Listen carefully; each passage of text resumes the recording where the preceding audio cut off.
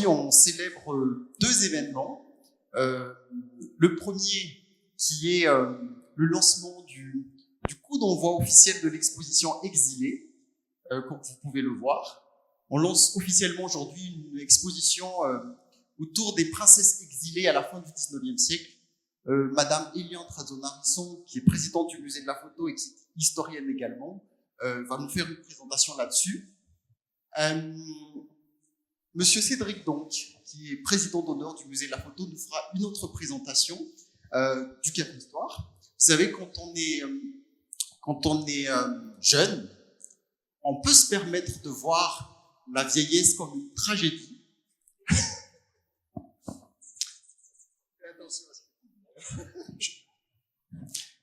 Et quand on l'est beaucoup moins, quand on gagne en maturité, quand on célèbre le 100e Café Histoire, on voit ça différemment. Et la vieillesse ne s'appelle plus vieillesse, elle devient maturité. Et quand on a fait 100 Café Histoire, on voit les choses différemment, avec un peu plus de recul pour pouvoir mieux se lancer dans l'avenir. Et c'est ce que je pense Cédric va présenter tout à l'heure, voir non pas la vieillesse, mais la maturité autrement. Donc, sans plus tarder, au président la parole. Merci beaucoup. Bonjour à tous. Aujourd'hui, on a un café histoire intitulé Parcours iconographique de Ranaval Latroie.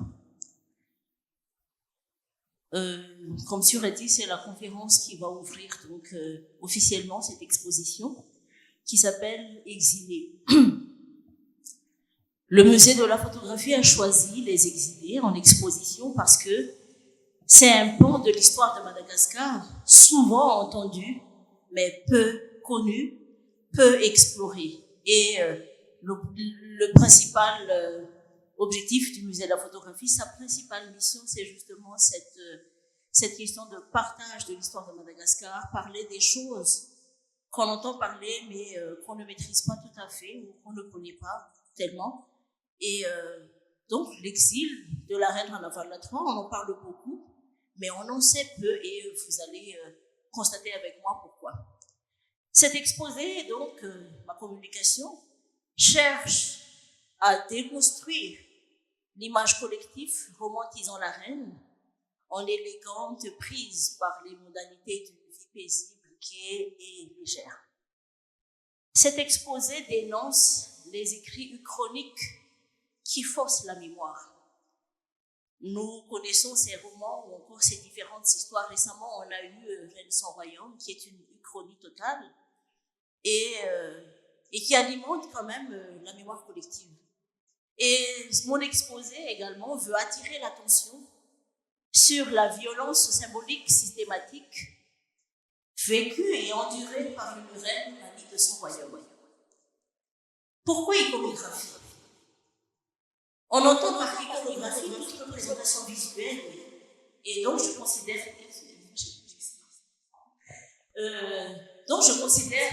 l'iconographie de Ranaval Latroie à travers les photographies, les sculptures, les tableaux, ainsi que les caricatures, et toutes ces représentations qui ont été publiées et qui ont circulé, représentant la reine pendant son exil.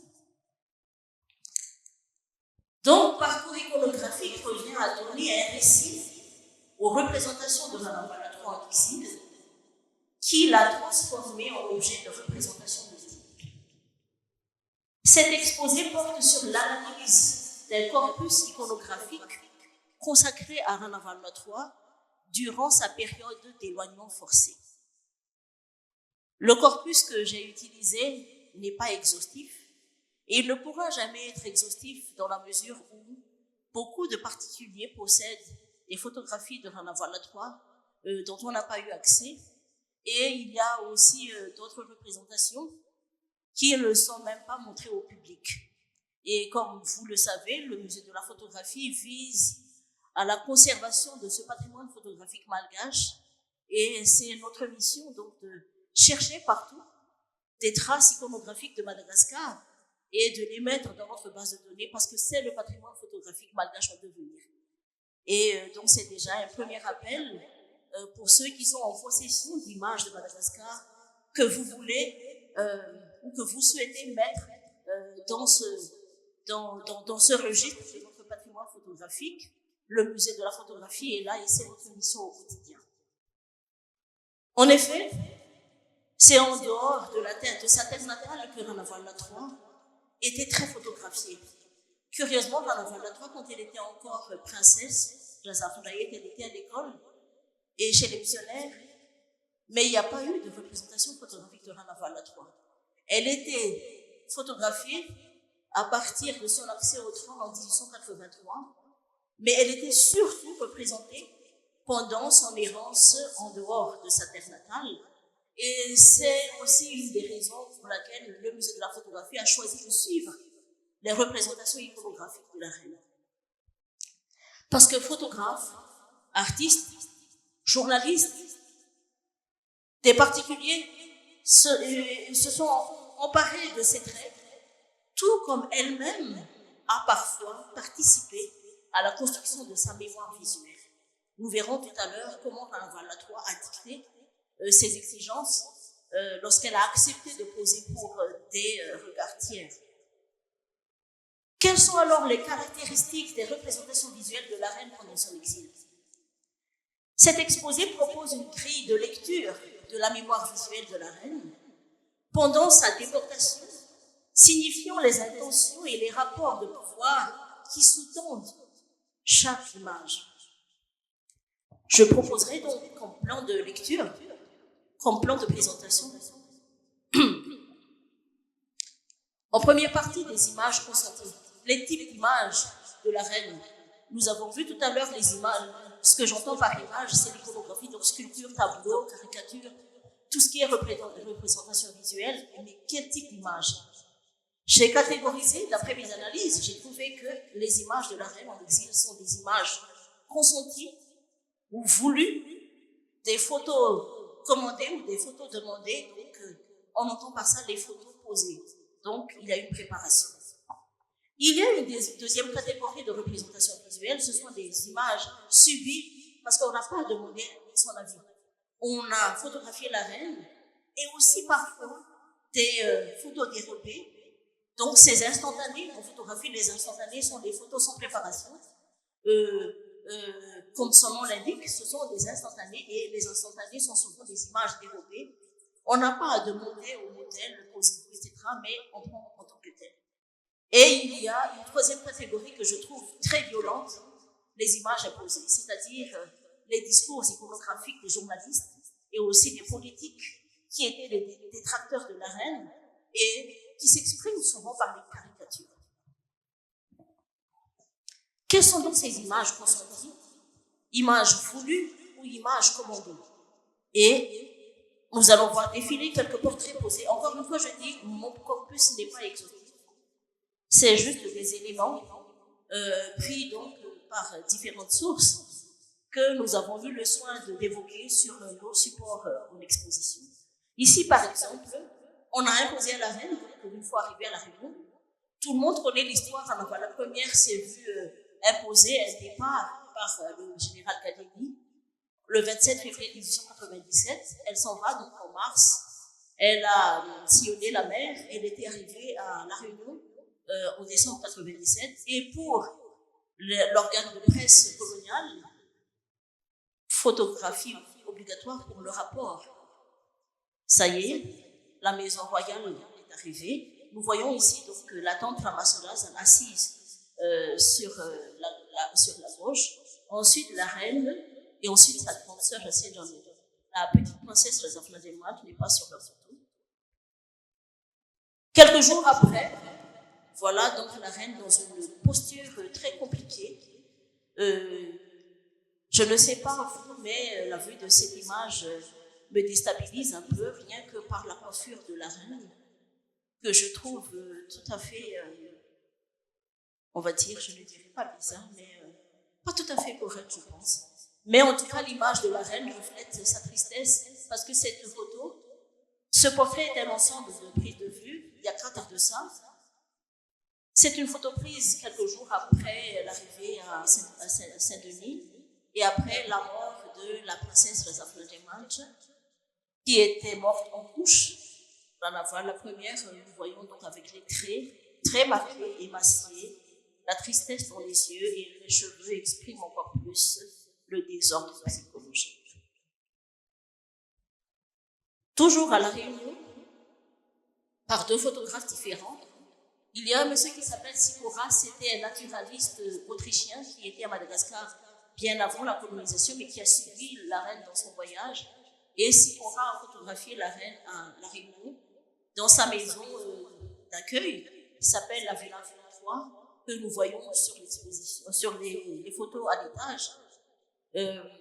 La reine était hébergée donc la maison de Villèle, qui s'appelle donc la maison de Villa 3, à La Réunion, et Sikora était autorisé à entrer pour photographier la reine. Si vous vous rappelez, cette robe était celle que portait la danseuse du vernissage, lors du vernissage. Toujours à Saint-Denis, sur la barangue de la maison Villon 3 de Saint-Denis, et nous voyons le malgache debout, qui est parmi les accompagnateurs traducteurs de la reine. Voilà une série de photos dans lesquelles Ranavala III a accepté de poser. Ces deux photos sont donc des coupures de presse du journal qui s'appelle Féminin. Féminin à Vic-sur-Serre, la reine était en 1903. Et là, les journalistes ont écrit, qui accompagnent donc ces images, la reine a accepté qu'on la prenne en photographie dans l'intimité cette fois-ci, parce qu'elle avait toujours refusé. Par contre, elle a dit qu'elle n'acceptait pas qu'on la photographie en buvant le café.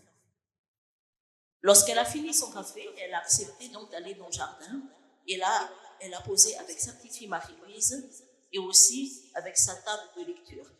Sur l'autre côté, lorsque la reine était à Dieppe, elle a accepté d'être photographiée donc avec ce monsieur qui travaille à la mairie. Peu connu, mais très connu des historiens, Ranavala III était en difficulté financière. Ranavala III a accepté de prêter ses traits à la célèbre biscuiterie Lefebvre-Utile. Le biscuit Lu se trouve à Nantes. Et ces deux photographies sont extraites de l'album Lefebvre-Utile, vendait des albums des célébrités contemporaines, ils appelaient ça. Et c'est des albums avec des gens célèbres.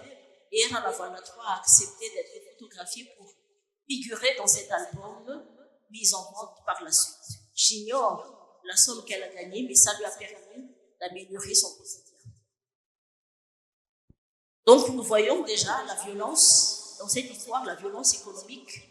Notre exposition, à travers les archives, ont témoigné de cette souffrance économique dont la reine était victime parce que, en voyant l'exil, c'est le gouverneur général qui déterminait donc le montant de sa bourse et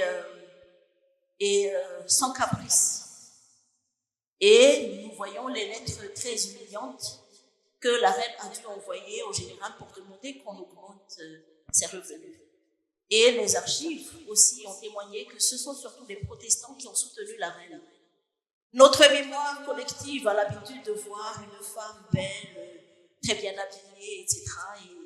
Et comme j'ai dit pendant le vernissage, il y en a qui ont dit, et dans les uchronies, c'est dit, Ranaval a voyagé, mais quelle chance elle a fait. Ranaval était invitée à gauche et à droite, très belle. Mais qui connaît la violence symbolique, la violence financière derrière ces belles images? C'est une des raisons aussi de cette exposition. Donc voilà, Ranaval III au studio. Vous voyez donc l'élégance de sa mise. Ici aussi, quand elle était à Alger, parce que nous le savons, et depuis Alger, jusqu'à la fin de sa vie, elle a pu effectuer une dizaine de voyages entre Alger et France dans différentes villes. Ici, ce que je voudrais démontrer, c'est donc une reine qui pose, transformée en photocarte en vente, utilisée dans les correspondances. Et nous voyons ici que quelqu'un a écrit à quelqu'un et que la reine aussi a donné ses photos en signe de gratitude ou de remerciement à des gens et elle a signé ses photos. D'autres représentations de la reine, c'est des moments qu'elle avait accepté de donner à ses sculpteurs. Et donc, elle était à Dieppe en 1912 et elle a accepté de poser pour le sculpteur Henri Dubois en 1912. Ce buste est encore conservé à la mairie de Dieppe et ils nous ont gentiment donné la bonne résolution de la statue, mais pas la statue, pour être représenté ici. Il en est de même donc de ce portrait de Ranaval III, exécuté à Saint-Germain-en-Laye en 1916 et qui se trouve aussi dans la salle de réserve cette fois-ci de Saint-Germain-en-Laye. Et oui, la reine Ranaval III était représentée sur des portraits. Je suis désolée parce qu'on n'a pas eu accès aux portraits exécutés par Henriette Côté, mais c'est dans un ouvrage que nous avons pu récupérer le portrait réalisé par Henriette Côté à Saint-Germain-en-Laye en 1916. C'est une bonne protestante, une parente au pasteur Puot qui a hébergé la reine, et une autre donc d'Henriette Eudel quand elle était encore à Alger, quand elle venait d'arriver. Ce portrait exécuté par Henriette Eudel se trouve au palais de Manzakamiad, au Rouva d'Antananarivo, pas loin de chez nous. Voilà donc des moments que la reine a donnés aux artistes, aux journalistes et aux photographes. Et dans les archives, la reine a écrit, elle a fait des commandes de photos à Nadar, Nadar, c'est un nom très connu de la photographie française. Nadar avait son studio à Paris, mais Nadar avait également un grand studio qui fonctionnait à Marseille. Et Ranaval III passait des commandes chez Nadar. Elle s'est fait photographier chez Nadar lors de son escale avant d'aller en Algérie. Et ensuite, elle a poursuivi une correspondance soutenue pour réclamer ses photos. Ranaval III a aussi participé à la construction de sa mémoire parce qu'il y a un usage politique de la photographie.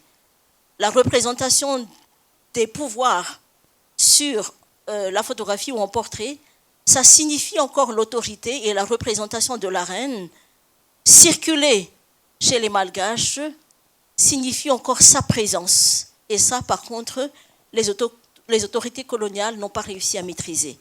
Mais je vais parler des images subies, de ces photos dérobées, de ces instantanés dont la reine était, je ne dirais pas victime, mais dont la reine faisait objet, parce que la reine était, comme nous avons l'habitude d'entendre, la reine était très suivie. Les paparazzis de l'époque, et oui, Ranaval III, étaient très suivis par des journalistes, par des photographes de l'époque. En voici quelques exemples. Lors de l'embarquement sur le bateau le Lapérouse à Tamatave, on n'a pas demandé son avis, mais l'organe officiel a besoin de ces photos pour les rapports. Lorsqu'il était arrivé à Saint-Lazare, son premier voyage en France, elle était donc d'Alger, passée par Marseille, a pris le train, et arrivée à la gare Saint-Lazare, nous voyons l'attroupement, la curiosité. Car à côté de ce déplacement officiel, il y a une multitude de journalistes qui ont écrit « l'ex-reine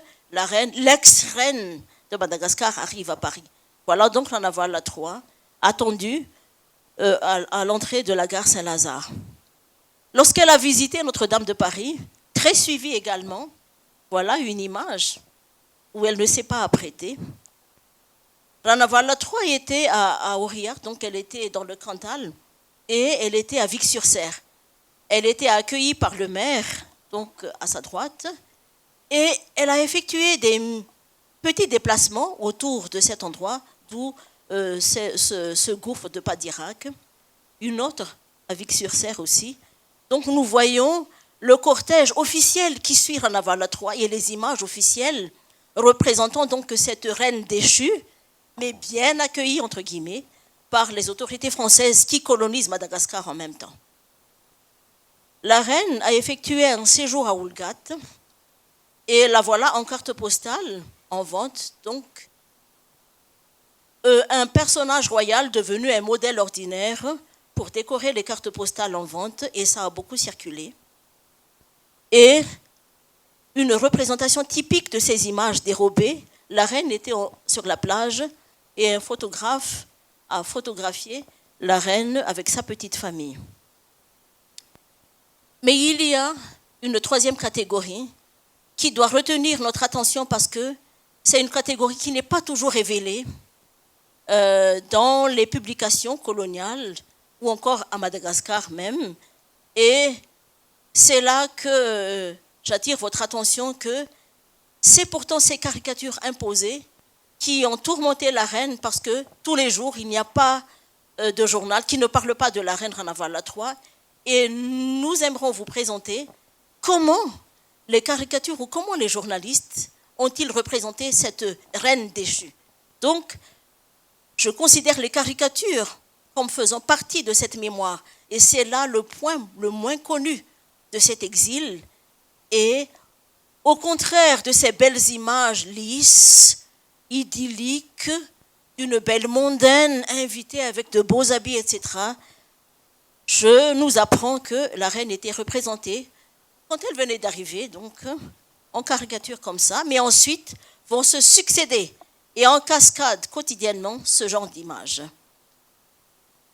Donc les caricatures satiriques avaient inondé les éditions de la presse coloniale en métropole, c'est-à-dire en France, et ça arrivait à Madagascar de temps en temps. Donc nous avons ici un dessin de Léandre qui représente la reine accueillie par un administrateur français. La reine qui fait partie donc d'une publicité d'une farine enrichie pour enfants, la reine Ranaval, Bono Bono, la phosphatine falière. Beaucoup de Malgaches ignorent cette image. Peu de gens connaissent cette image. Et pourtant, parce que Ranaval, la reine de Madagascar, était tellement annoncée dans la presse, voilà aussi un bon point pour une publicité et pourquoi pas pour la phosphatine falière.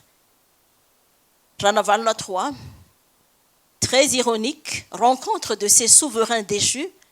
Nous avons ici le roi Béanzin de Dahomey, le roi Namgui de Vietnam et Ranaval III représentés. Et cette image-là, ce n'était pas seulement dans la presse, c'était vendu en carte postale. Donc, des circulations d'images de gens vaincus de cette catégorie. Voilà Ranaval III. La source, nous connaissons, mais c'est probablement du journal Le Rire ou du Petit Illustré. Voilà des représentations de la reine. Pour parler d'images qui ont façonné l'image publique de la reine. Donc, il y a la belle image très lisse de la femme très romantisée, mais il y a aussi l'écriture journalistique au quotidien d'une reine déchue. Après constat de la pluralité des regards portés sur la reine en dehors de son royaume, il faut désormais comprendre que derrière les 1001 photos posées de Ranaval III, berçant la mémoire d'une femme heureuse, sans cesse en promenade et embellie par les romans à l'eau de rose, existe un corpus réducteur et négatif, étendu, mais peu familier, affichant une violence symbolique à laquelle la reine n'a cessé d'endurer tout au long de sa déportation. Non, encore une fois, je le redis, non, l'exil n'est pas une sinécure et je vous remercie.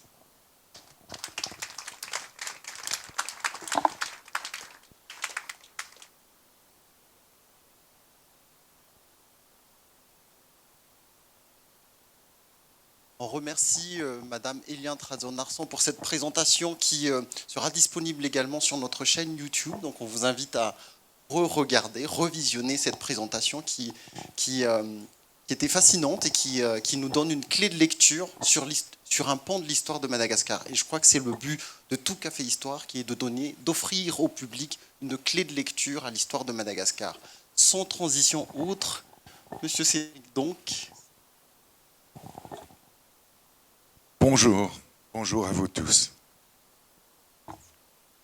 Je vais me présenter parce que je ne suis pas là très régulièrement. Donc je suis le président d'honneur du musée, le cofondateur du musée avec Eliane, que vous connaissez si bien. Et aujourd'hui, pour la 100e ou le 100e Café Histoire, je voulais prendre la parole. Je connais votre fidélité et je vois à quel point vous êtes nombreux aujourd'hui. Et quand on fait un événement, ce que l'on aime faire, c'est se tourner vers sa famille. Et c'est ce que je voudrais faire aujourd'hui. Parce que Tjour, Eliante et moi-même, nous vous considérons comme la famille du musée. Et j'aimerais faire deux choses. La première, c'est de prendre un peu de hauteur. Alors, on n'est pas au 10e anniversaire du musée, mais il arrive à grands pas. Et la seconde, c'est de parler du futur, même si la vision du futur est claire, nous n'avons pas encore tous les détails. Et quand on n'a pas tous les détails, parfois, c'est bien de se diriger vers sa famille et de leur demander leur avis. Qu'en pensent-ils? Quelles sont leurs idées? Et d'introduire ces idées, d'inclure ces idées dans notre vision future. Et donc, pendant le temps qui me reste, une grosse demi-heure, je voudrais qu'on fasse une conversation sur le futur du musée. Et voilà. Si on doit résumer les 10 premières années du musée, pour moi, il y a une image qui s'impose. C'est David contre Goliath. Nous sommes tout petits. Nous n'avons pas de financement public. Nos comptes sont publiés dans le rapport qui est tout à fait disponible. Et en gros, on a un tiers de nos revenus qui viennent des entrées. Et nous faisons exprès de garder les entrées les moins chères possibles pour que le musée soit accessible à tous. Nous avons un tiers à travers le mécénat et un tiers à travers les sponsors. Alors si je vous raconte ça, ça n'est pas pour me plaindre, c'est pas le genre de la maison. Si je vous raconte ça, c'est que malgré le fait que nous ayons des revenus qui soient très limités, nous avons des ambitions très importantes. Et c'est de ça que je voudrais vous parler.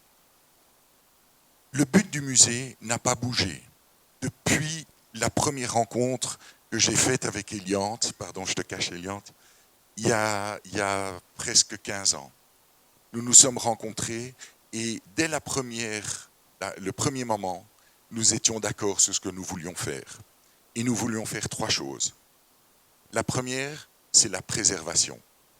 Et aujourd'hui, avec presque 120 000 photos, eh bien, c'est toute une partie, alors c'est insuffisant évidemment, mais c'est une partie de l'histoire de Madagascar qui est préservée pour les générations futures. La deuxième chose, c'est l'éducation. Et quand on voit que, désolé, je suis belge, donc presque 75% des visiteurs du musée sont des personnes qui ont moins de 25 ans, et une grande partie viennent à travers les écoles accompagnés de leurs professeurs, je crois qu'on peut dire que cet objectif d'éducation, elle est atteinte. Et à propos, si vous êtes aujourd'hui ici, c'est aussi pour votre éducation, notamment sur le règne de la dernière reine de Madagascar. Et la troisième chose, c'est la diffusion. Alors, il y a plein de types de diffusion. Il y a la diffusion à travers nos réseaux sociaux. Il y a la diffusion à travers les vidéos YouTube. Il y a la diffusion à travers des publications qui, ces 10 dernières années, ont été faites par le musée. Et il y a encore plein d'autres exemples, notamment les échanges que nous avons avec d'autres institutions internationales qui se réfèrent à nous aujourd'hui pour avoir des sources. Il y a la diffusion aussi à travers la recherche, quand nous faisons venir des étudiants de l'université auxquels on donne accès à nos sources et eux-mêmes peuvent utiliser ça dans leurs travaux. Donc, même si tout ce qu'on veut faire n'est pas parfait, au moins les 3 objectifs que l'on s'était fixés il y a 10 ans, eh bien ces 3 objectifs sont en train d'être atteints. Et ces 3 objectifs, ils ont un esprit commun. Et ce que Eliante vient de démontrer dans sa conférence le montre parfaitement. Notre but, c'est de créer une histoire plus complète, plus juste et plus humaine que les grands rapports historiques et officiels qui sont faits. nous voulons donner des éclairages multiples à l'histoire.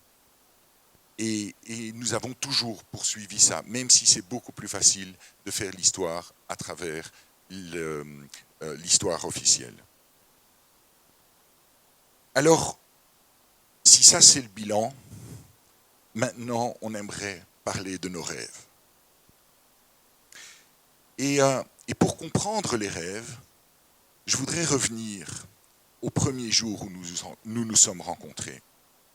Quand Eliante et moi nous nous sommes rencontrés au début, jamais nous avions imaginé que quelques années plus tard, quand même 10 ans plus tard, on se retrouverait à faire des cafés histoires avec plus de 100 personnes.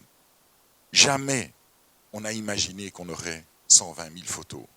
Jamais on aurait imaginé qu'il y aurait toutes ces activités qui tournent autour du musée.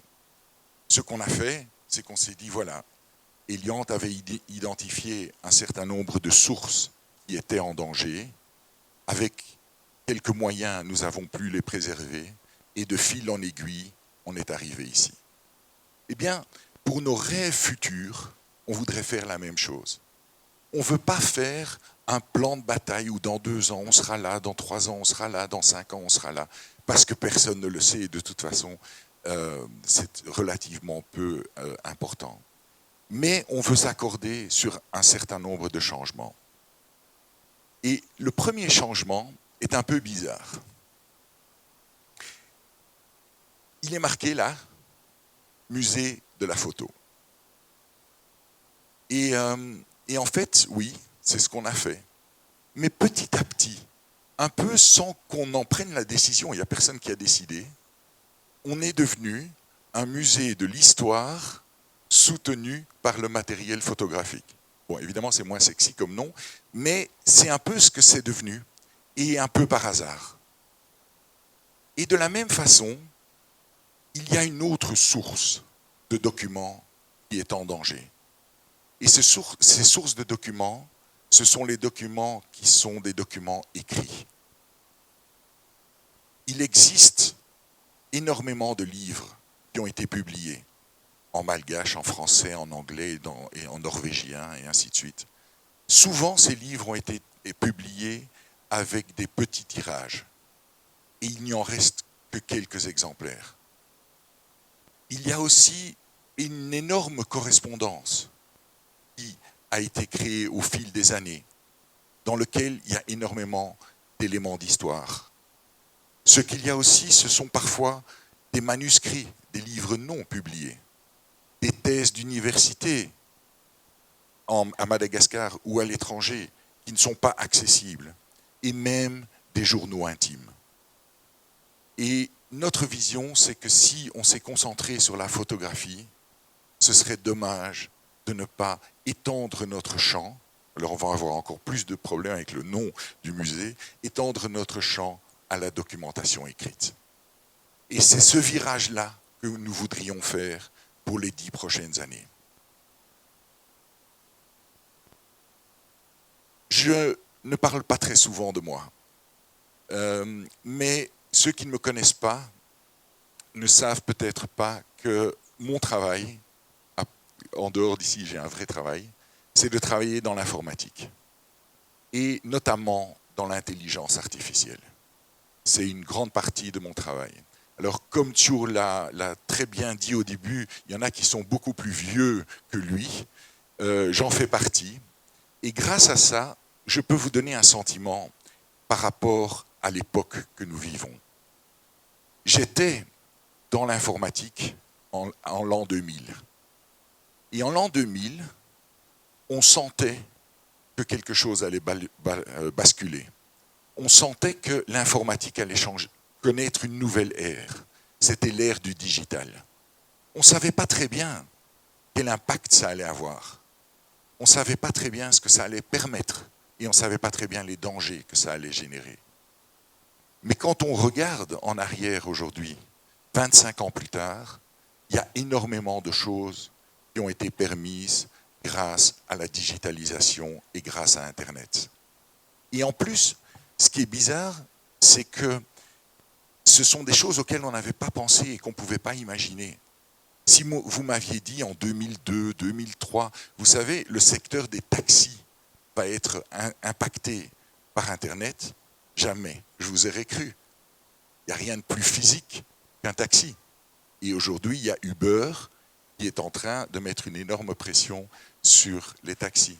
Si vous m'aviez dit les hôtels vont être impactés par le digital et par Internet, ben jamais je vous aurais cru. Il n'y a rien de plus physique qu'une chambre d'hôtel, une réception, etc.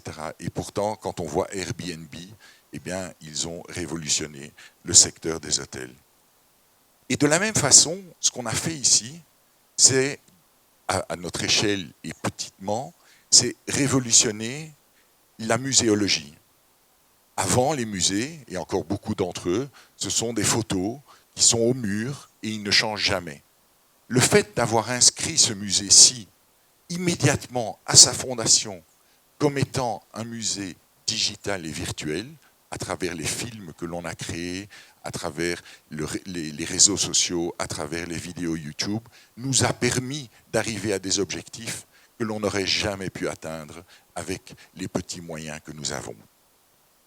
Eh bien, on veut faire la même chose en devenant peut-être, et de nouveau, il n'y a aucune arrogance là-dedans, mais en devenant un musée basé sur l'intelligence artificielle. Alors, comment, à quoi ça va ressembler et qu'est-ce que ça veut dire? La première chose que je voudrais dire par rapport à l'intelligence artificielle, et je voudrais juste clarifier les choses, c'est que ceux qui ne connaissent pas très bien ces technologies peuvent en avoir peur. Oui, les modèles d'intelligence artificielle hallucinent. Et halluciner, ça veut dire qu'ils inventent des choses qui n'existent pas et qui en plus les inventent avec énormément de crédibilité, en tout cas quand on lit les textes, et c'est complètement faux. C'est un véritable risque pour un musée qui s'inscrit dans l'intelligence artificielle. La deuxième chose, c'est qu'il y a une absence de sens critique. Un modèle d'IA n'a aucune idée de ce dont il parle. La seule chose qu'il fait, c'est mettre des mots à la queue leu-leu. Et donc, il n'a pas cette vision critique. Et la troisième peur, ça peut être la peur, oui, mais c'est la machine qui va remplacer l'homme. Ces trois peurs, quand on les regarde, dépendent très fort de la manière dont on s'y prend pour mettre ces choses en place. Et là, ce que je voudrais faire, c'est vous donner un exemple. On a eu une conférence, il n'y a pas très longtemps, à propos de la bataille d'Antibes. Et oui, il existe la version officielle, promue par la France, d'une bataille extrêmement glorieuse. Après la Première Guerre, ils ont gagné lors de la Seconde, et donc ils ont fait un énorme bruit autour de ça. Si ça, ce sont nos sources, on passe complètement à côté de l'histoire. Mais si on ajoute à ces sources la correspondance des troupes françaises qui sont mortes par milliers dues aux fièvres avant même de tirer le premier coup de canon ou le premier coup de fusil, si on ajoute à ces sources les documents des sacs à lave qui, eux, ont soutenu la bataille, si on ajoute à ces sources la vision des nobles mernes qui étaient parfois en opposition par rapport à ça, et si on ajoute à ces sources un journal intime ou de la correspondance des troupes malgaches qui étaient engagées dans cette bataille, et si on ajoute à ces sources la vision des journaux internationaux qui publiaient sur cet événement, eh bien, et qu'on croise tous ces éléments sans prendre parti, là, on commence à faire la véritable histoire. Et Eliante, qui a disparu, ah non, elle a disparu, non, elle est là-bas, Eliante. Eliante vient de nous montrer un exemple parfait. Quand on compare toutes ces différentes sources, là, le travail de l'historien peut commencer. Et là, le travail critique de l'historien peut commencer. Il peut commencer à challenger le plan secret de chacune de ces sources et pourquoi ça a été relaté comme ça et quelles étaient les intentions cachées.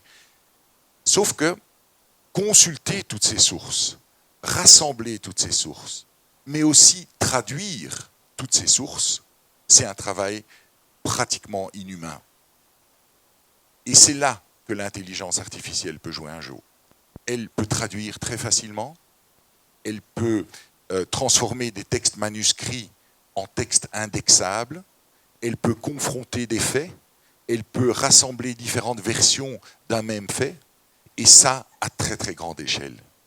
Et c'est ça qu'on voudrait faire. Donc nous ne voulons pas que l'histoire soit écrite par l'intelligence artificielle. Ce que nous voulons, c'est que l'intelligence artificielle soit un outil pour que des historiens responsables et intègres puissent reconstruire une histoire avec toutes ses nuances.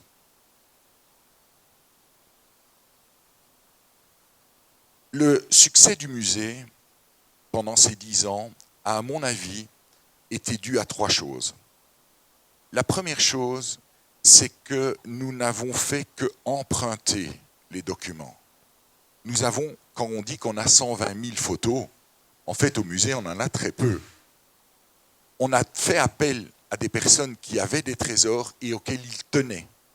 On leur a demandé de nous prêter ces documents, on les a digitalisés et on leur a rendu non seulement le document, mais en plus on leur a rendu une version digitale du document. Hier j'étais à un mariage, et j'ai rencontré quelqu'un qui m'a remercié, alors je ne connaissais pas cette personne, qui m'a remercié parce que grâce au musée, toute la famille a pu disposer d'une copie d'une archive photographique que la grand-mère possédait.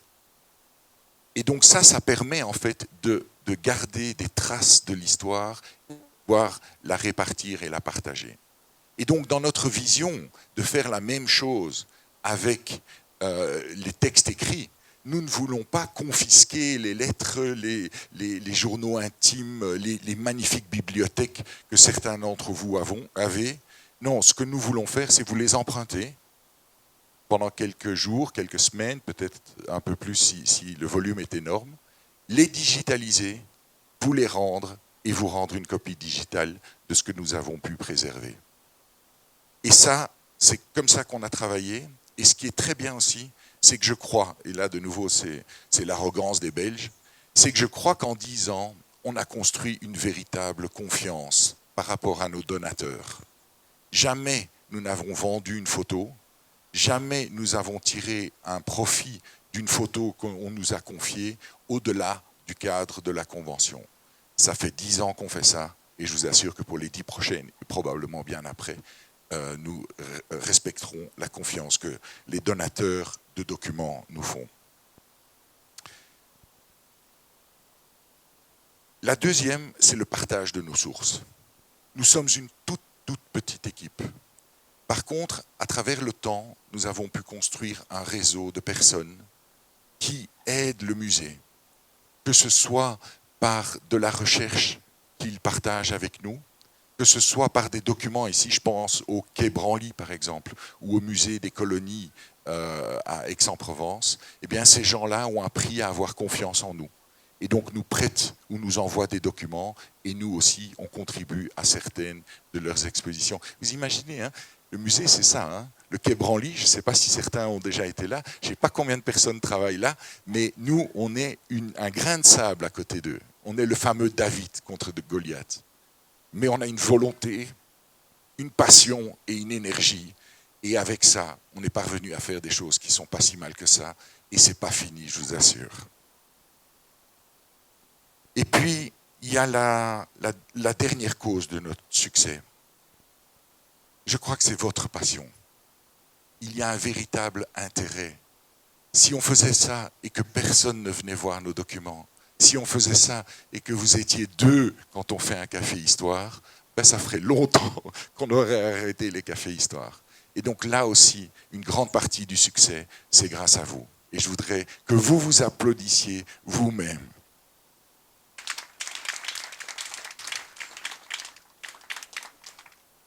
Bon, pour ceux qui n'ont pas suivi la conversation, si vous avez des documents avec une valeur historique, mais parfois aussi une valeur anecdotique, Ça peut être un journal intime d'une personne qui a vécu, de votre grand-père, arrière-grand-père, etc.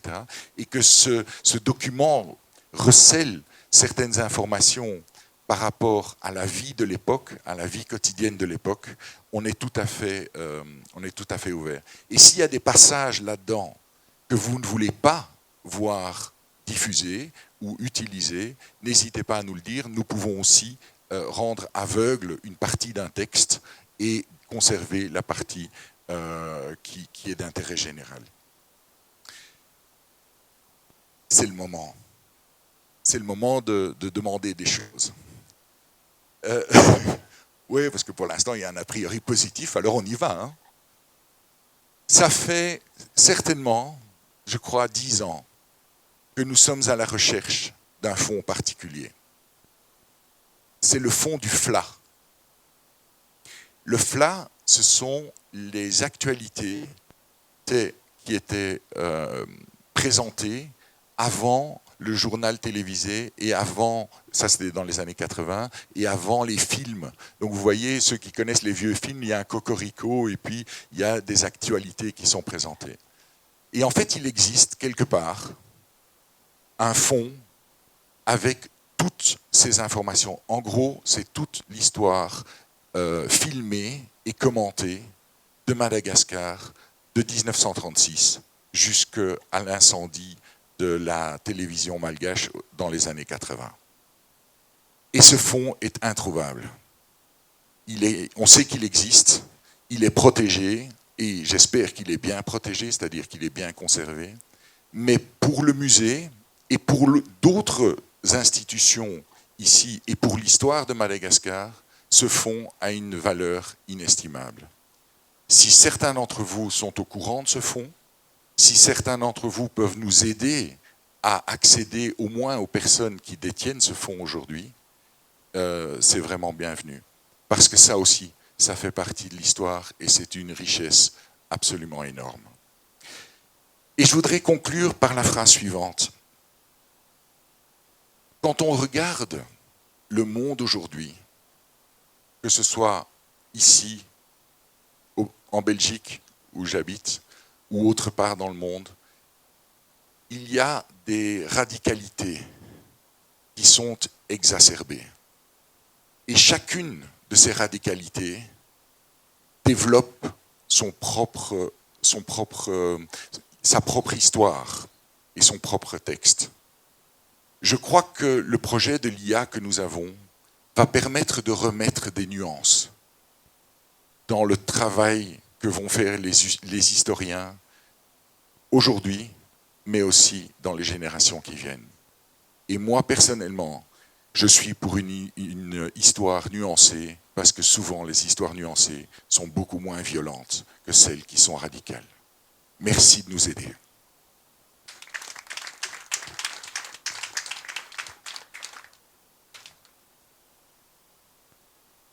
Merci beaucoup Cédric pour cette présentation. À présent, Pardon ? À présent, je crois qu'on a beaucoup de questions à poser, tant pour Eliante sur l'arène Ranaval 3, que pour Cédric autour de l'intelligence artificielle et du devenir du musée de la photo. Donc, place aux questions. Alors, ça ne doit pas être que des questions. Si vous avez des idées, s'il y a des choses qu'on a dites qui donnent envie, qui génèrent des réflexions, c'est le moment. C'est un kabar en famille. Donc c'est le moment de partager vos points de vue.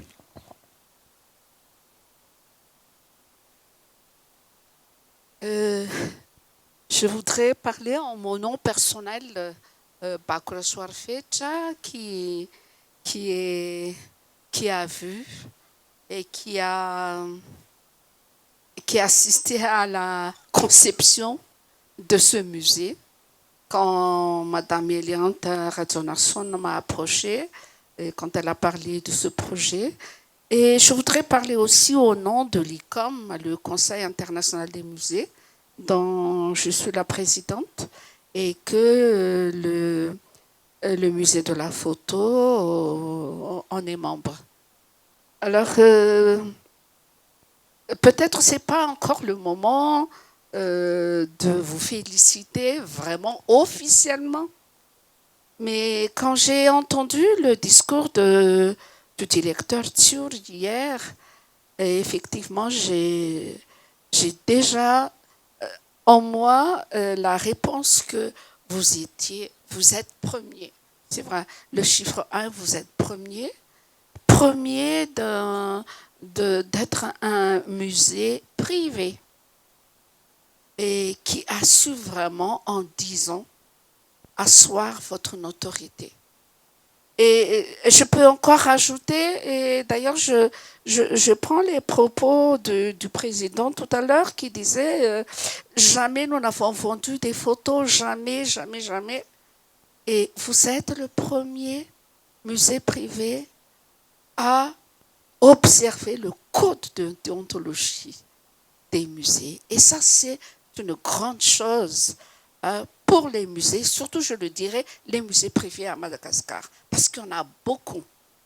Il y en a qui ouvrent et qui ferment après 2 ans, 3 ans. Mais là, vous avez perduré pendant 10 ans. Et je pense que ça va encore continuer avec tous vos projets qui sont pour moi vraiment honorables. Et ce que j'ai envie de dire là tout de suite, c'est que ce musée a beaucoup apporté. Non seulement pour, dans sa définition, non seulement sur le divertissement, mais surtout pour l'éducation et l'éducation du public. Et ça, vraiment, je trouve que ce que vous avez fait et pendant 10 ans et le reste est vraiment une base solide de l'éducation sur l'histoire de Madagascar. Et pour tout cela, je vous félicite, moi, en tant que muséologue, mais je vous félicite aussi en tant que président de l'ICOM Madagascar. Et je souhaite vraiment que tous les musées privés et même les musées publics vous regardent en tant qu'exemple, un exemple à suivre. Parce que ce que vous faites, je le disais hier soir à 10h30, enfin 2h30 de la nuit, je parlais encore avec Madame Radzonarsson, je disais, ce que vous faites est magnifique et que vous êtes un musée intègre et inclusif. Félicitations. Merci. Merci beaucoup. La déontologie dans la gestion du musée, c'est le prix à payer pour la confiance des personnes qui collaborent au musée. Et dans cet échange, c'est nous qui gagnons. Donc merci.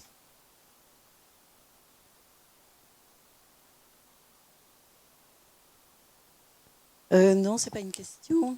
Moi, je serais beaucoup. Quelque chose de très pratique. Est-ce que vous pourriez, s'il vous plaît, tout de suite préparer un registre ou quelques feuilles, tout ça, vous demander des contacts de gens pouvant vous donner éventuellement, des contacts utiles dans tous les domaines que vous avez évoqués. Moi, personnellement, j'ai déjà 3 personnes de ma famille. Une pour les archives de la TVM, un neveu pour les documents et un beau-frère pour les essais d'intelligence artificielle. C'est un compositeur de musique, machin et tout, qui a 82 ans. Donc, je veux dire, ce qu'il fait, s'il est arrivé à faire quelque chose, l'intelligence artificielle ne devrait pas être intimidante pour ce public. Voilà, c'est tout. Merci. Merci. Comment est-ce qu'on peut capter? D'accord, c'est sur notre registre. Y a-t-il d'autres commentaires? Est-ce que ça éveille des choses en vous, ou des peurs, ou des opportunités, ou des idées?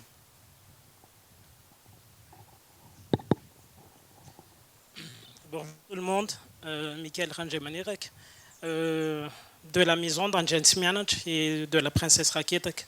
Nous venons d'Ambudjanjemant, à Mourkei, mais on arrive là où la reine était née, de Manzakazafi aussi. Donc, nos reconnaissances, vraiment, merci pour cette présentation, pour cette velléité de continuer à préserver notre histoire, parce que c'est à la fois une histoire nationale, mais une histoire familiale aussi. Et donc, j'ai l'opportunité d'emmener mes filles aujourd'hui pour voir des visages qu'elles peuvent toujours voir dans le miroir. C'est très émouvant. Donc, malheureusement, durant notre histoire, c'est une histoire familiale très dévastatrice. Ça nous a détruits. On a dû brûler beaucoup de documents cachés, éparpillés. Mais je vous invite à aller au-delà de la photo, visiter Manzakazafi, il y a un Mourkei, il y a des photos. Et merci aussi pour cette volonté de cette approche très holistique, d'inclure plusieurs versions, des histoires tronquées, des histoires qui font très mal. Encore merci. Et on est là pour, si on a quelque chose à vous aider, à contribuer, à partager. Merci.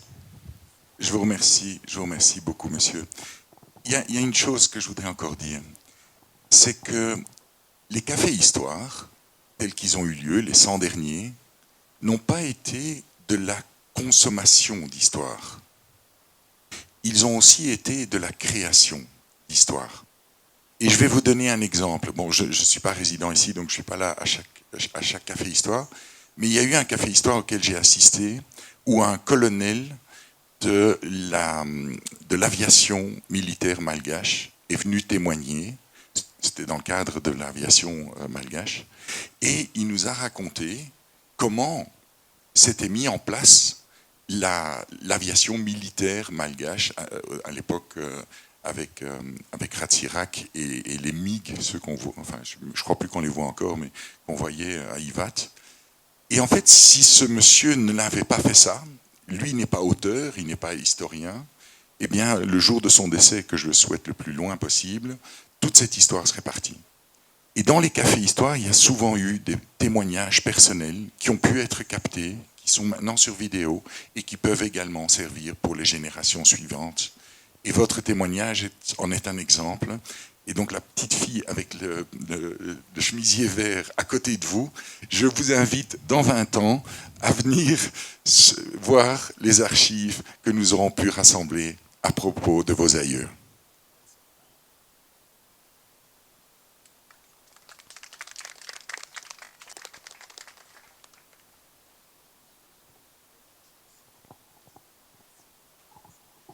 Bonjour, je suis donc Anjian Ranjiadman, fondatrice d'une maison de création en raffia, qui se veut aujourd'hui être une maison des archives vivantes, puisque on réinterprète les photos anciennes, les designs de nos sacs, retranscrivent les tresses de nos régions.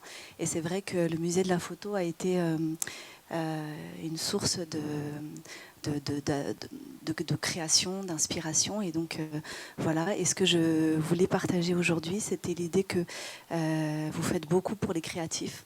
Les créatifs à Madagascar ne sont pas forcément mis, voilà, les industries créatives, tout ce sujet autour des industries créatives. Et donc merci, parce que vous avez été vraiment une source d'inspiration pour nos sacs qui, on espère, traverseront les frontières et le temps surtout. Voilà, c'était tout. Super. Ben, ça veut dire qu'on a fait notre boulot. Hein. On a fait notre boulot. Oui. Et d'ailleurs, à la Bibliothèque nationale, mais j'imagine que vous êtes au courant, ils ont des archives de photos qui sont entassées dans la poussière, pour être tout à fait honnête. Et du coup, je ne sais pas si c'est une donnée qui pourrait voilà, vous intéresser. Je voulais surtout dire ça, et puis je suis allée sur autre chose, mais il y a beaucoup de photos là-bas. Je crois que c'est des originaux en plus, et qui sont très mal conservés, quoi. Donc voilà, c'était une info que je voulais partager. Mais je suis content que vous abordiez ce point. Parce qu'en fait, nous ne sommes pas en concurrence contre les autres musées à Mada ou à l'étranger. Grâce à notre manière de travailler, qui est la digitalisation, nous sommes en mesure de partager au plus large. Et la Bibliothèque nationale, elle a un boulot à faire, Nous, on a un boulot à faire, le Quai Branly a un boulot à faire, mais au plus nous pouvons collaborer, au plus nous parviendrons en fait à chacun bien faire notre boulot. Et donc nous, on est ouverts au partage avec les autres institutions. Vous avez cité les institutions qui voulaient collaborer avec nous à Madagascar. Eh bien nous, on est tout à fait ouverts à ça. Et ça, c'est vraiment l'ADN de notre mission, c'est de partager. Merci. On a eu beaucoup de remerciements, on n'a pas eu beaucoup de questions. Est-ce que c'était tout à fait clair ce qu'on essaye de faire ou bien est-ce que... Ah, pardon, monsieur. Merci, monsieur. Ranzatur et Allah, j'ai deux choses à vous dire. Mais avant cela, j'aimerais féliciter toute l'équipe du musée pour tout ce que vous avez réalisé jusqu'à ici. Bon, une question que je voudrais m'adresser particulièrement à Yeliande. Juste une question. Vous avez dit dans votre intervention que la navale première n'a pas été photographiée, vous ne savez pas photographier, avant son exil. Je voudrais savoir, est-ce que vous avez des éléments de réponse? Pourquoi? Je voudrais m'adresser particulièrement également à Monsieur le Président. Dans votre intervention, vous avez fait référence de temps en temps, à plusieurs reprises, à l'histoire de David et Goliath. Et l'histoire a retenu, pour vous encourager, que c'est David qui a vaincu Goliath. Et le Goliath, je pense, le Goliath, ici, c'est votre propre ambition. Je vous encourage à aller de l'avant. Merci.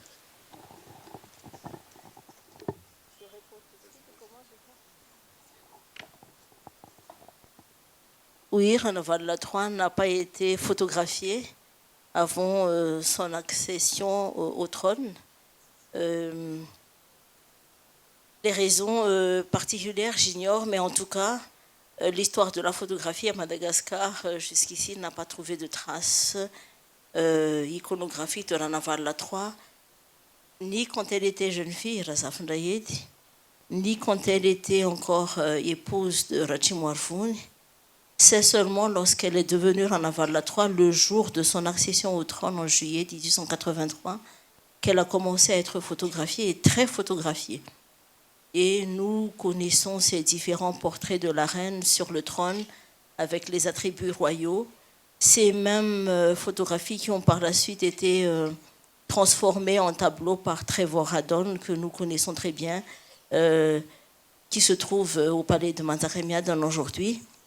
Et la question se pose justement alors qu'on sait que les missionnaires de la LMS photographient leurs élèves. Il y a beaucoup de photos de classe dans les écoles missionnaires et ces photographies circulent normalement en Angleterre à la maison mère. Mais je n'ai pas encore eu accès aux documents de la Grande-Bretagne parce que j'y ai pas encore mis les pieds. Peut-être le jour où je serai là-bas, je trouverai, mais pour l'instant, non. Donc, j'ai travaillé qu'avec des sources disponibles ici et avec des gens que nous connaissons ailleurs, mais pas à l'Angleterre pour l'instant. Merci. Je vous remercie pour votre commentaire concernant l'équipe. Et c'est aussi une illustration de la pluralité des vues qui offre un terreau très riche. Quand vous prenez Eliande, mon profil, sur Tamara, on a des profils qui sont très très différents. Mais par contre, il y a une écoute entre nous et chacun amène sa vue du futur du musée. Et si on est à l'écoute, la somme de ces 4 vues a permis de réaliser l'endroit où nous sommes aujourd'hui. Et je suis certain que la somme de ces 4 vues nous amènera plus tard. Il y a une autre chose dont je voudrais parler. C'est que vous parlez de David et de Goliath. En fait, je suis fier d'être David. Imaginons, juste pour rire, que dans la salle, il y a un donateur et qui trouve ça génial ce qu'on fait et qui nous donne 1 million d'euros. C'est un exemple. Eh bien, je crois qu'on serait très mauvais à l'utiliser.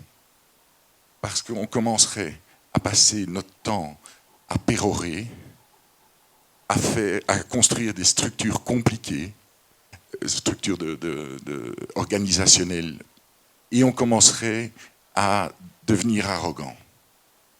Nous, on n'a pas un bal, et on est très fiers de ne pas avoir un bal. Évidemment, on doit payer, et on peut parler d'argent, puisqu'on est en famille. Évidemment, les membres du musée doivent avoir des carrières personnelles et doivent avoir des salaires décents. Et ça, on s'y emploie. Mais pour tout le reste, on essaye de faire le mieux possible avec les moyens réduits. Pas inexistants, mais réduits. Et je crois que ça nous a permis d'avancer mieux que si on avait été extrêmement riche au début. Et donc, je nous souhaite de rester sur la pointe des pieds et d'avoir des idées plutôt que du pétrole. Y a-t-il encore d'autres questions?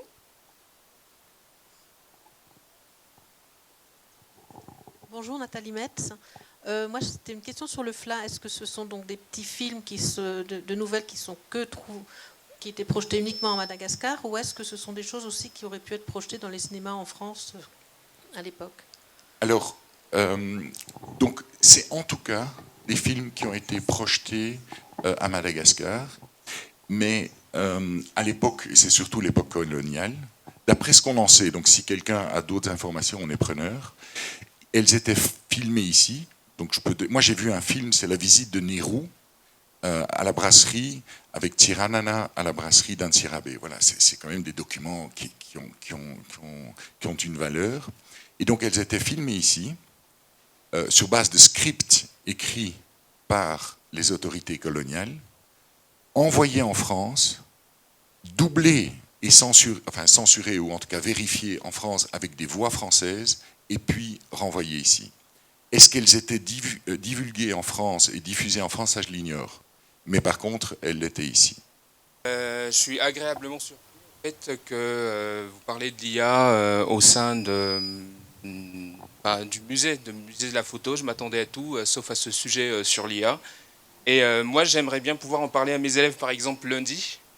Et je ne sais pas trop en quoi il consiste l'IA. Au musée, est-ce que le musée va créer un outil sur l'IA? En quoi il va servir en fait l'IA pour le musée de la photo? Donc nous, on est petits et malins. Donc ce qu'on va certainement pas faire, c'est de développer un modèle d'IA pour concurrencer Google, ChatGPT et les autres. Par contre, ce qu'on va faire, c'est essayer d'utiliser ces outils et de digitaliser ces sources de manière à pouvoir interroger la base de documents que l'on a. Donc aujourd'hui, on a à peu près 150 livres anciens qui ont été digitalisés. 150 livres fois 300 pages, ça fait quand même déjà un chiffre. On a mis un laboratoire de numérisation de documents en place. Et donc là, on a mis du bon matériel, ce n'est pas des photocopieuses. Et on a une ambition d'arriver à 1500 livres. Mais 1500 livres fois 2 à 300 pages, ça fait 300 000 pages. Et on va continuer pendant 10 ans. Donc, dans 10 ans, on aura vraiment des choses qui sont très bien. Et ça va nous permettre d'identifier quel endroit se trouve ceci. Plus le fait de les traduire, parce qu'évidemment, tous les chercheurs ne parlent pas le norvégien, et il y a un certain nombre de ressources. Tout le monde n'est pas capable de lire du malgache ancien, et certainement pas moi. Etc. Et de l'anglais. Et donc, on parvient à ramener tout ça. Alors maintenant, si tu as vraiment envie de t'amuser, ce qu'on voudrait faire, mais on n'y est pas encore parvenu, c'est en fait, on a énormément de photos. Mais sur certaines photos, on sait qui est présent, et sur d'autres, on ne sait pas. Mais sur 120 000 photos, c'est compliqué. Et donc, on prend le même système qu'il y a dans ton téléphone, c'est-à-dire qu'en fait, toi, tu définis, tiens, ça, c'est ma maman, et à travers toutes les photos, grâce à la reconnaissance faciale, eh bien, on arrive à trouver toutes les représentations de ta maman. Et bien là, on essaye de faire un truc similaire, c'est-à-dire pour pouvoir documenter à la chaîne des photos, et puis après voir avec qui ces gens se retrouvent. Parce que tu peux avoir une photo d'une seule personne, et puis elle se retrouve avec d'autres sur une autre photo. Et on a pu juste, et ça permet d'identifier l'autre, et on continue comme ça. Et si après, on fait le lien entre cette personne et les documents qui sont écrits à cette époque sur cette personne, eh bien là, on commence à vraiment faire des liens que l'œil humain et le cerveau humain, même si on avait 50 historiens, n'arriveraient pas à faire. Ça est clair? Ouais. Merci. Il y a une question, je crois, là-bas derrière.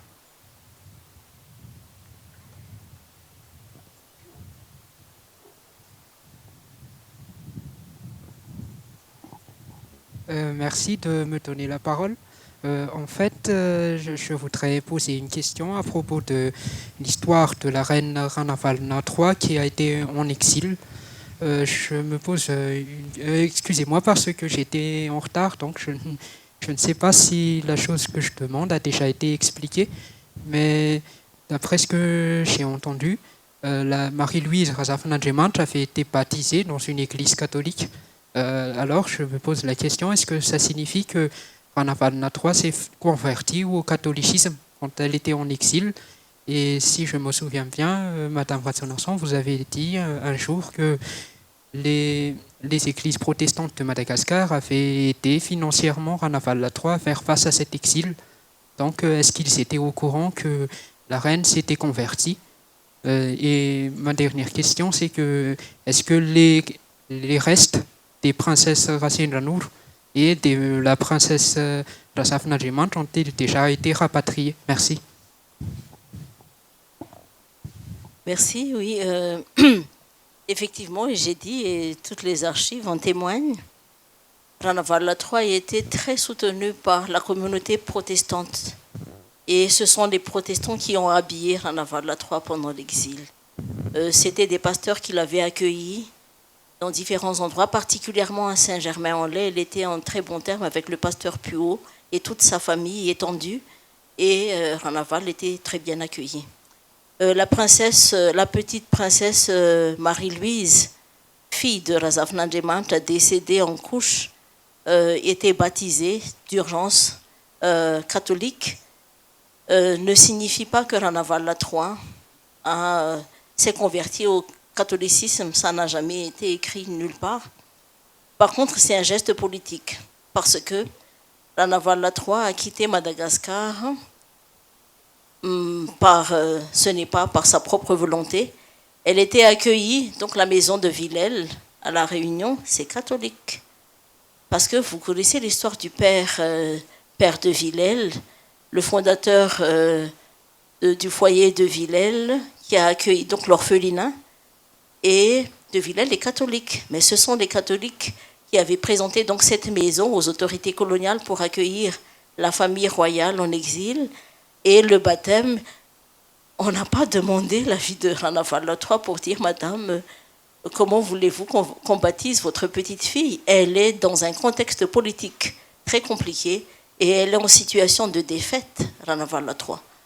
Et vous voyez bien dans les archives du départ de la maison royale du 27 février 1897 jusqu'à la fin de sa vie, elle était en situation de soumission.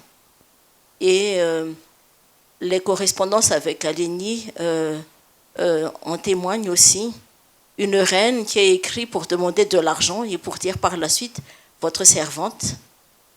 Donc vous voyez, il y a tout ça. Et la question du baptême de Marie-Louise est une question mineure par rapport au contexte de l'exil. Donc je crois qu'il faut considérer ce fait. Et une conversion, en tout cas les archives ne parlent pas de conversion au catholicisme. Et vous avez demandé pour les restes des autres princesses. Arrivée à La Réunion, la petite Razafna-Gemant, enceinte, a accouché et 3 jours après, elle meurt. Elle a été enterrée dans un cimetière à Saint-Denis, au bord de la mer, mais il est prouvé maintenant qu'on ne retrouvera jamais les restes de Razafna-Gemant parce que le cimetière était plusieurs fois victime donc de courants lors de cyclones et tout ce qui était dans les tombes de ce cimetière ont disparu, donc n'espérez pas retrouver les restes de Razafna-Gemant. La princesse Rasindanour, une fois arrivée en Alger, meurt en décembre 1901. Elle est enterrée au cimetière catholique Saint-Eugène à Alger. La présidente de l'Académie malgache a fait un voyage en Alger il y a 2 ans, je crois. Elle a visité le cimetière, et le cimetière de Ras Nour est encore pas entretenu dans les broussailles. Personne ne s'en occupe, alors qu'il y a une ambassade malgache en Algérie. L'État malgache n'a jamais réclamé les restes de Ras Nour. J'ignore les raisons. Mais en tout cas, il n'y a pas eu de mémoire institutionnelle de ces princesses. Ensuite, Rana Walla III meurt le 23 mai 1917 à Alger, enterrée également au cimetière chrétien de Saint-Eugène à Alger, objet politique évidemment. Elle a été rapatriée à Madagascar. Les restes sont ramenés à Madagascar en octobre 1938 pour des objectifs politiques, bien sûr, parce que les restes de la reine arrivés par le train et accueillis à Souaran par les Malgaches et les autorités coloniales aussi, avaient fait l'objet donc d'un protocole très rigoureux dicté par les autorités coloniales pour être ramenés au tombeau ancestral donc à Natrouve, suivant une étiquette et une organisation bien dessinée et publiée dans la presse selon ce qui a été décidé. Quel objectif? Nous sommes en 1938. Madagascar était dans une situation politique assez difficile, car vous le savez, il y a eu les luttes anticoloniales successives et ramener les restes de la dernière souveraine de Madagascar qui représentait l'unité nationale. Rana Walla III, c'est le symbole de la souveraineté nationale. Et l'image de Rana Walla III, c'était aussi c'est Rana Walla III qui était à l'origine de la lutte des Ménalambes. Et signification politique, ramener les restes d'une souveraine encore très demandée et dont la mémoire est encore très vive chez les Malgaches, c'est tout simplement obtenir une allégeance de la part des indigènes pour les autorités coloniales. Et avec quelle solennité les autorités coloniales ont organisé ce retour des cendres de Rana Walla III. Il y a eu des reportages photographiques et des organisations très rigoureuses. Et vous connaissez la suite, lorsqu'arrive la Deuxième Guerre, merci à la France, parce que la France a ramené les restes de notre reine bien-aimée. Rana Walla seule a fait l'objet d'un retour de restes, parce que plus tard, en 1924, sa tante Ramisandazana meurt à Nice. Qui a réclamé les restes de Ramisandazana et qui a identifié le tombeau où se trouve Ramisandazana? En 1941, la petite Marie-Louise est devenue une femme. Elle avait 44 ans. Elle meurt en janvier 1941 et enterrée à Bézoche, sur le Betz, en France. Qui a réclamé les restes de Marie-Louise? Personne. Alors vous me parlez de mémoire et de retour de cendres. Parlons de rapatriement de restes. Il y a le rapport Martinez qui a décrété donc toutes les règles de rapatriement de restes humains. Je ne sais pas où nous en sommes et je m'arrête là. Merci.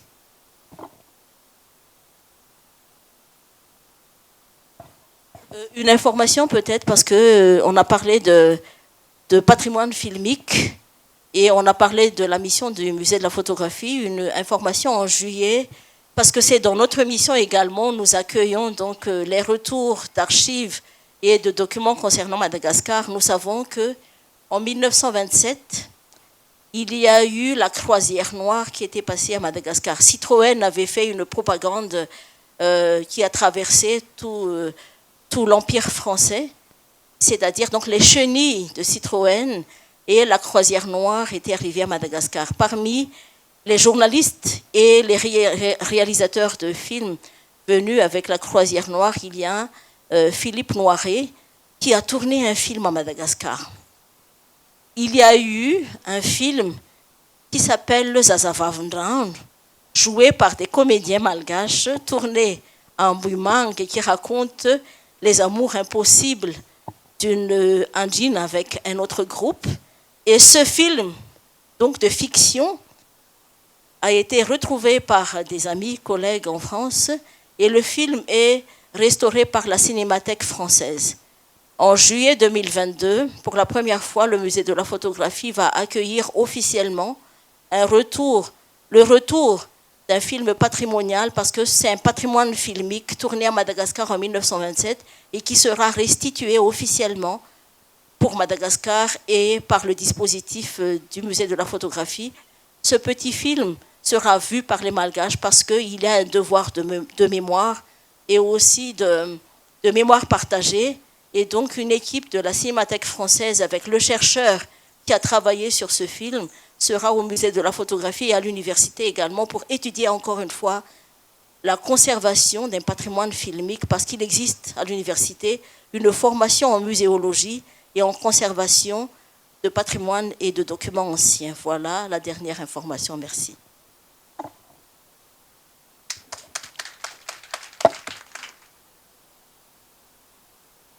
Peut-être en guise de mot de la fin, Cédric avait parlé tout à l'heure de famille. Je crois qu'il est de notre devoir, chacun, de remercier de temps en temps, si ce n'est tous les jours, les membres de la famille. Donc merci de faire partie de cette grande famille du musée de la photo. Et je vois des fidèles des Cafés Histoire qui viennent et qui reviennent. Donc merci beaucoup, parce que sans vous, on n'aurait pas pu être là. Et sans vous, il n'y a aucune raison pour les Cafés Histoire d'exister. On espère qu'on célébrera d'ici 10 ans, ou peut-être moins, le 200e Café Histoire. Aujourd'hui, c'est le 100e, mais peut-être dans 10 ans, dans 6 ans, on le célébrera, et ce sera avec toujours notre famille.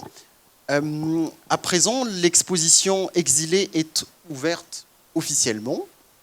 Donc, on vous invite à la découvrir. Juste pour information, on a produit un catalogue qui est en lien avec cette exposition, qui n'est pas encore disponible au musée de la photo, qu'il sera la semaine prochaine.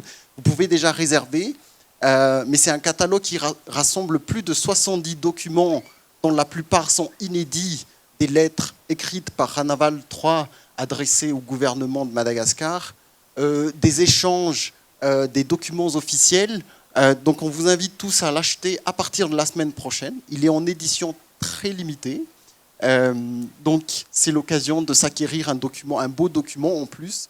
Je fais un peu la publicité, mais mon travail consiste aussi à ça. Donc voilà.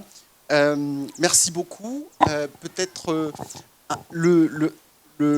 un petit rafraîchissement est ouvert à présent, et bonne découverte à l'exposition. Merci beaucoup.